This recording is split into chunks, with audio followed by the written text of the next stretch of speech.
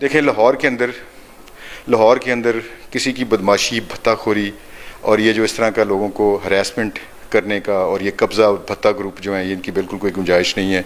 ये जितने भी बदमाश हमने लाहौर के अंदर पकड़े थे और उनके ख़िलाफ़ हमने हिस्ट्री शीटें उनकी खोली थी, उनकी इंशाल्लाह अगले हफ्ते से हम उनकी थानों में हाज़िरियाँ शुरू करवा रहे हैं और इंश्योर करेंगे कि हर बदमाश हफ्ते में एक दफ़ा थाने आके अपनी